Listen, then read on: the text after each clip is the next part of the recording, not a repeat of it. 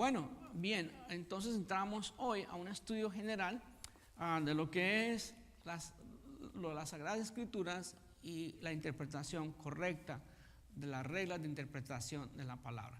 Si hay reglas que a través de los tiempos se han manifestado con los que estudian la palabra consistentemente, han visto y descubierto la importancia de estas reglas, y las reglas de interpretación tratan lo siguiente. Primero, que ya en la clase antepasada lo vimos sobre lo que es la interpretación literalmente. Es importante entender la palabra en el contexto literal de lo que dice la palabra. No hay que agregarle ni quitarle, simplemente mirar literalmente lo que dice la palabra. Como segundo punto es el contexto. Otra de las reglas, una segunda regla es el contexto. La tercera regla es el acuerdo a la cultura y el marco histórico que traiga el texto, la lectura que estamos haciendo, y tomando en cuenta la forma literaria y también tomando en cuenta otras partes de la escritura. Reglas especiales, ya hemos dado un estudio sobre esto, sobre parábolas, proverbios, poesías, figuras del lenguaje, símbolos, tipología, profecía y también el empleo del Antiguo Testamento. ¿Por qué es tan importante interpretar la palabra del Señor en compendio de todas las Sagradas Escrituras? Y en especial cuando estudiamos el Nuevo Testamento, tenemos que estar siempre pendientes de cómo el Nuevo Testamento nos lleva y cómo enlaza el Antiguo Testamento con el Nuevo Testamento para entender un mejor entendimiento nosotros de las Sagradas Escrituras. Entonces, hoy vamos a hablar, nuestra lección de esta noche trata sobre la interpretación dentro del contexto. ¿Por qué es tan importante? Siempre cuando leemos la palabra del Señor, las Sagradas Escrituras, no solamente leer lo que antes venía en esa escritura, sino lo que viene después de esa escritura, para entender el contexto de lo que estamos leyendo. Sea una palabra, sea un versículo, sea un párrafo, sea un capítulo completo, o sea un libro completo. Entonces, dando eso, ¿qué es intérprete? ¿Qué es interpretar dentro del contexto? ¿Qué es interpretar dentro del contexto? Entonces, intérprete dentro del contexto. ¿Qué significa eso? Recuerda de interpretar conforme al contexto del versículo o pasaje. Tome en cuenta el contorno antes y después del pasaje. También realice la forma en cuanto el contexto se relaciona con el resto de la escritura. Entonces, miremos por ejemplo, aquí Pablo le escribe a los Corintios en la primera carta y dice algo muy interesante, que si nosotros aislamos este versículo y no leemos este versículo y nos quedamos con este versículo, vamos a tener una interpretación inadecuada por falta de mirar qué hice posteriormente después de este versículo o antes. En este caso vamos a mirar la parte posterior de lo que dice el versículo. Dice: en cuanto a las cosas que me escribiste, hablando a los corintios, bueno le sería al hombre no tocar mujer. Entonces imagínense que si se queda un hombre que está soltero y tiene deseos de casarse, y de pronto lee este versículo y lo interpreta para él personalmente. Dios me está diciendo aquí que no me case, que no es bueno que no es bueno que un hombre toque a una mujer. Bueno le sería a un hombre no tocar a una mujer. Entonces puede usar ese texto como un pretexto para quedarse soltero. Muy posible. ¿Por qué? Porque tomó un texto, lo interpretó de una manera inadecuada, no miró todo el contexto que va con ese texto. Entonces resulta que continúa el apóstol Pablo hablando. Pero, y qué bueno que hay peros durante la escritura, para continuar diciéndonos exactamente lo que él quería decir. Pero a causa de las fornicaciones, cada uno tenga su propia mujer y cada uno tenga su propio marido. El marido cumpla con la mujer el deber conyugal, y asimismo la mujer con el marido.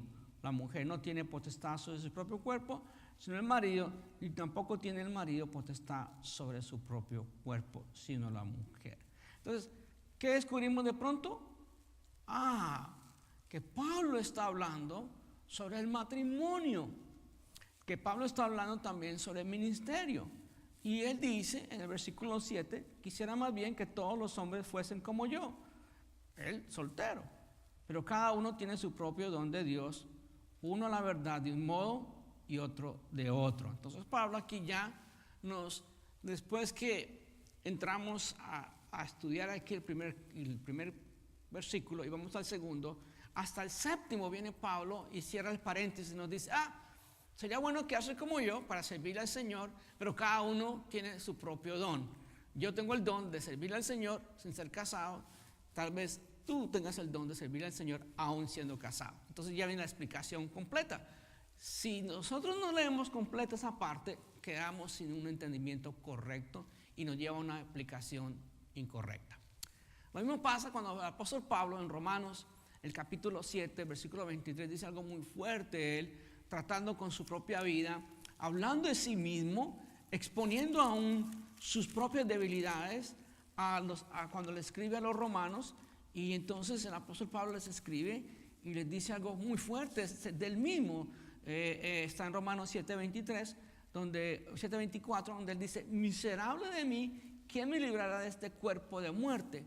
Imagínense el apóstol Pablo diciendo algo tan fuerte, siendo un hombre creyente, siendo un apóstol, siendo un siervo de Dios, de pronto decir, miserable de mí. Cualquiera que lo escucha dice, él tenía problemas serios entonces para que diga que es un miserable de mí. ¿Quién me librará de este cuerpo de muerte?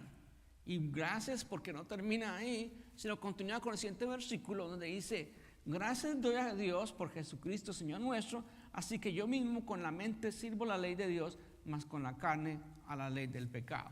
Y nos da una explicación el por qué es tan fuerte ese sentir de él, de su lucha que tenía entre servirle al Señor y obviamente lo que afecta la lucha que tiene todo ser humano, la batalla interna que tenemos nosotros entre la parte espiritual y la parte carnal. Y él la describe de sí mismo. Entonces, si nosotros no leemos el versículo 24 del capítulo 7 de Romanos, vamos a estar ausentes de lo que quería decir el apóstol Pablo. También en Santiago 2:24 hay otro versículo que requiere del anterior y el versículo de después. Y es el versículo 2:24. Así vamos a encontrar muchos así en la Biblia. Estamos dando siempre unos simples ejemplos de leer algo en contexto y asegurarnos que leemos antes y después. Vosotros veis, dice el apóstol de nuevo, Santiago, pues que el hombre es justificado por las obras y no solamente por la fe.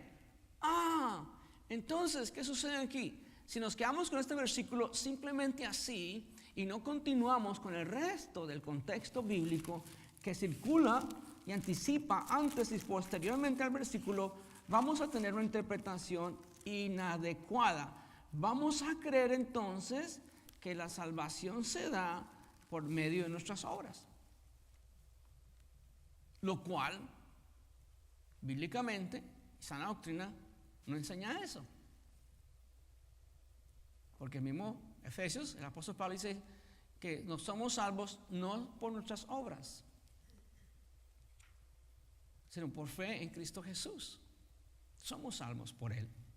Entonces, aquí tenemos que volver y descubrir un momentito. Si el 2:23 dice eso en Santiago 2:23, ¿qué irá el 2:23 y el 24 y el 25 para entender el 2:24? Entonces dice, y se cumplió la escritura que dice Abraham creyó a Dios y le fue contado por justicia y fue llamado amigo de Dios. Vosotros veis pues que el hombre es justificado por las obras y no solamente por la fe.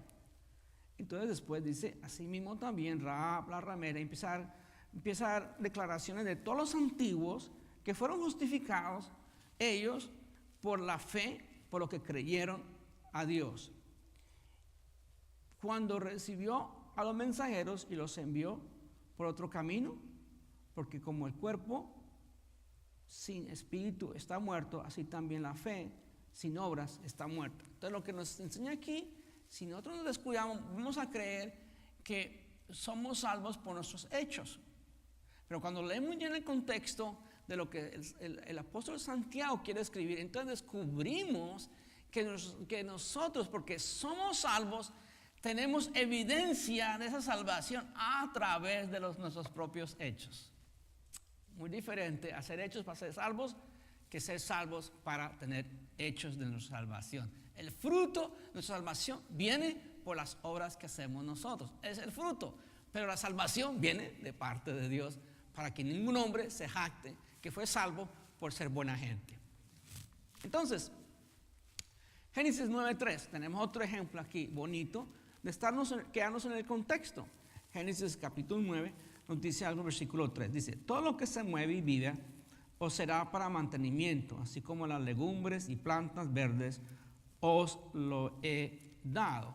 Entonces, cuando uno mira, está observando que más adelante en la ley nos enseña qué animales eran limpios para comer y cuáles no. Aquí habla en términos generales, en Génesis 9, pero aún así resulta lo siguiente. Dice el Señor, cuando viene con el pacto de Noé, que esto viene enlazado justamente con el pacto de Noé, dice: bendijo Dios a Noé y a sus hijos y les dijo: fructificad, multiplicaos y llenad la tierra.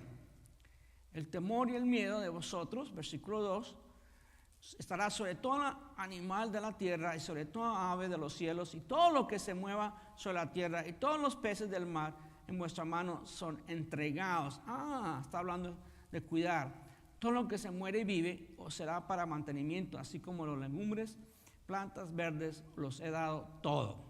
Pero carne con su vida, que es su sangre, no comeréis.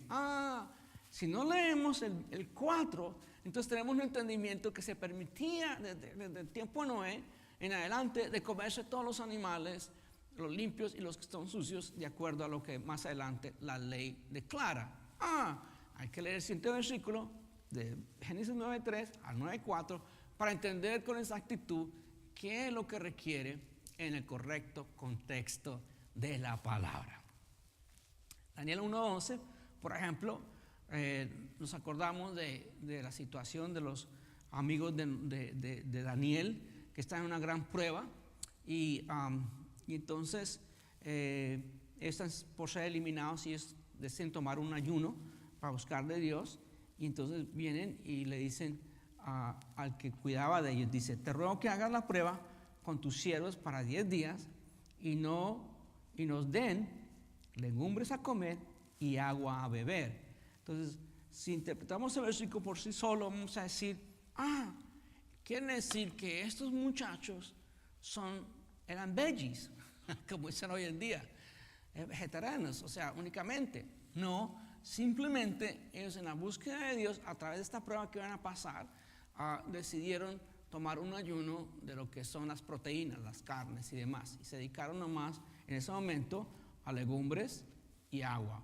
Fue algo que ellos pusieron en su corazón, Dios puso en su corazón, y ellos decidieron tomar esa decisión.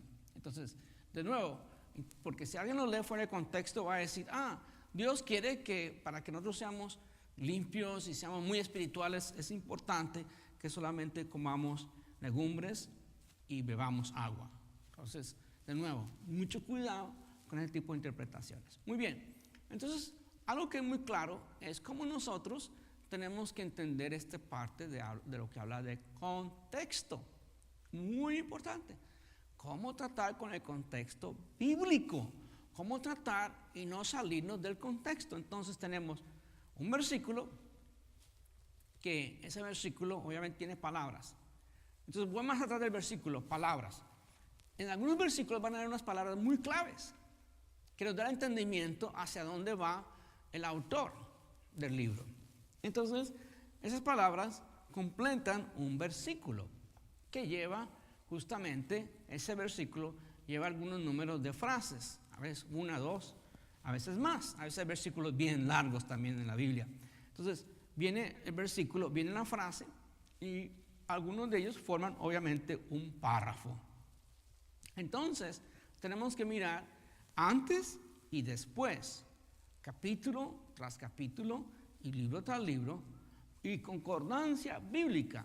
¿Qué significa eso? Que la mayoría de versiones de la Biblia tiene esos numeritos abajo, que a veces la gente no le pone atención a esos numeritos, son claves porque esa es la concordancia bíblica. Y eso te ayuda a buscar el por qué esos versículos están ahí, porque justamente la palabra es tan hermoso como empieza a enlazar, a enhebrar a través de todo, desde Génesis hasta Apocalipsis, empieza a enhebrar esta narración profunda, poderosa, el regalo de Dios espiritual para nosotros, escrito para el beneficio de nosotros, el crecimiento de nosotros y entender quién es Dios y quiénes somos nosotros en Dios.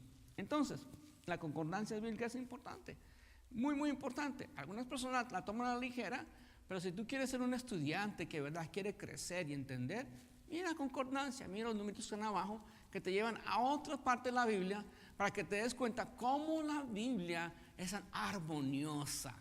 Hay armonía en la Biblia, independiente de que casi 40 autores, 1500 años en ser escrita, 3 lenguajes originales, después se multiplicaron diferentes lenguajes para que la gente de diferentes lenguajes pudieran tener acceso al conocimiento de la palabra de Dios. Entonces, ¿cuáles son las estrategias?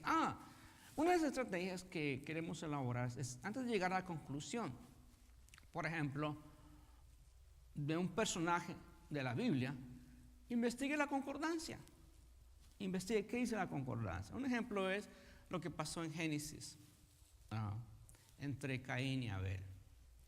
Versículo 4 y 5 dice, en el capítulo 4 de Génesis dice, y Abel trajo también de los primogénitos de sus ovejas, de lo más gordo de ellas, y miró Jehová con agrado a Abel y a su ofrenda. El primero en traer fue Abel y supo qué traer, pero no miró con agrado a Caín y a la ofrenda suya, y se ensañó Caín de gran manera y decayó su semblante. Experimentó celos, experimentó envidia, enojo, resentimiento. Qué peligroso. Primera vez que se escribe aquí esas emociones dentro de lo que hizo Caín. Su semblante decayó y se ensañó. Quiere decir que tuvo esa molestia. ¿Por qué Dios le agradó más la ofrenda de mi hermano que la mía? Entonces, vemos en Hebreos 11:4 que vuelve a repetir. Si usted mira la concordancia, regresamos a Hebreos 11:4, que es Nuevo Testamento, y nos enseña algo más sobre Abel, que no está escrito directamente en Génesis. Dice, por la fe, Abel ofreció a Dios más excelente sacrificio que Caín. Vemos como ya cualificamos ese sacrificio como más excelente, por lo cual alcanzó testimonio que era justo, dando Dios testimonio de sus ofrendas. Está relatando lo que pasó allí en Génesis 4, justamente con la vida de este hombre justo llamado Abel. Y dice, dando Dios testimonio de sus ofrendas y muerto aún, habla por ella. Impresionante lo que habla aquí la Biblia de Abel, basado justamente en los hechos que sucedieron en Génesis 4. De nuevo, es tan vital, tan importante para un buen estudiante que no ande apurado, que no ande corriendo, sino que mire la concordancia. Mire cómo la concordancia une pensamientos y describe, identifica situaciones, circunstancias, como los personajes, que te ayudan mucho. Entonces, esa es una buena estrategia. Cuando usted vea un personaje, descubra que muchas veces cuando, por ejemplo, se hablan de personajes del Nuevo Testamento, más allá de Pablo y de Pedro y todos esos especiales, tan especiales, hay otros como Silas, como Bernabé, que están consistentemente a través de la Biblia, del Nuevo Testamento, tanto en el libro de Hechos como en algunas de las cartas de Pablo y aún de Pedro, que habla de estos hombres que ayudaron y aportaron durante el tiempo de los tiempos primitivos de la iglesia del Señor. Otra estrategia, cuando se trata de leer la Biblia, identifica el propósito del libro o declaraciones sobre él antes de llegar a una conclusión sobre el libro, antes de llegar a una conclusión. Entonces, esto es importante porque los mismos libros identifican el propósito por qué fueron escritos. encontramos una riqueza del mismo libro describiendo su propósito. Lucas 1 nos describe justamente el Sagrado Evangelio de Lucas, nos describe el propósito. Dice lo siguiente: puesto que ya muchos han tratado de poner en orden la historia de las cosas que entre nosotros ha sido ciertísimas, me encanta ese lenguaje, tal como nos lo enseñaron los que desde el principio lo vieron con sus ojos y fueron ministros de la palabra. Todos estos testigos está hablando él. Me ha parecido también a mí, después de haber investigado con diligencia todas las cosas desde su origen, escribírtelas por orden, oh excelentísimo Teófilo, para que conozcas bien la verdad de las cosas en las cuales has sido instruido. Entonces, Lucas empieza a redactar este libro y a escribir el Evangelio de Lucas, que es supremamente poderoso ese Evangelio, y dice la razón por qué.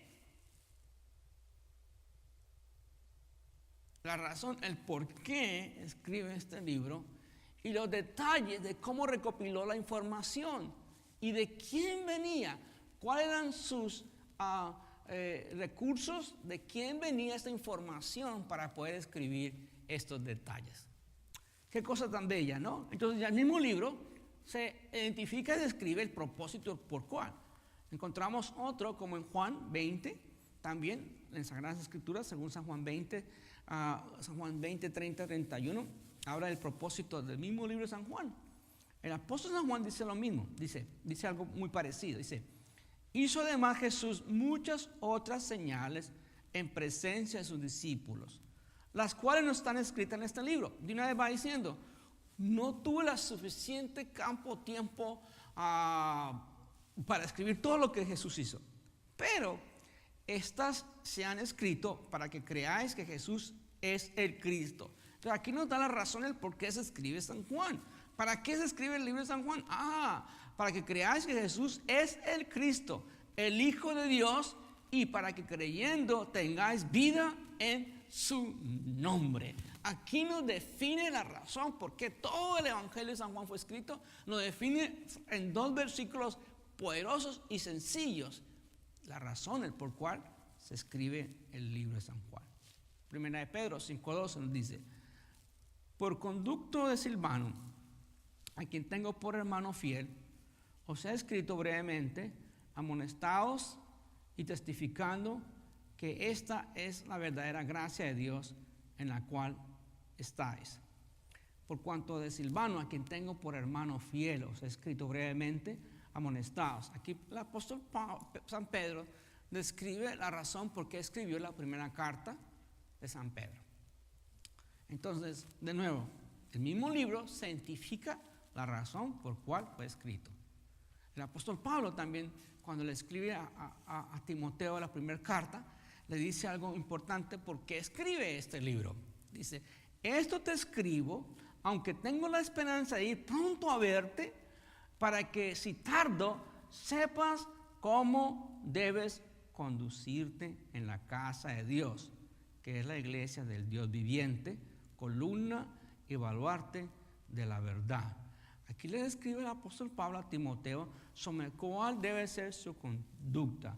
Esto escribo, aunque tengo la esperanza de ir pronto a verte. Pablo toma una decisión de mejor escribirle a Timoteo, aunque personalmente él deseaba decirle estas palabras a él, pero como el tiempo no premiaba para esto y no tenía tal vez el momento de estar frente de él, le envía esta carta a él y le escribe para que si tardo, dice él, le advierte, para que si tardo sepas cómo debes conducirte en la casa de Dios. Le da toda la carta, desde el 1 Timoteo, continúa todos los versículos y todos los capítulos de la carta, justamente. Y es más, lo que son versículos y capítulos de las cartas y los libros escritos, en realidad la idea de números y todo vino después. No está en lo que es la escritura original, no habían capítulos ni números escritos, sino era algo continuo del libro, algo que se dio más adelante como una estrategia para llegar a los capítulos y versículos según números y demás. Fue algo que se dio más adelante después de lo que fue escrito originalmente.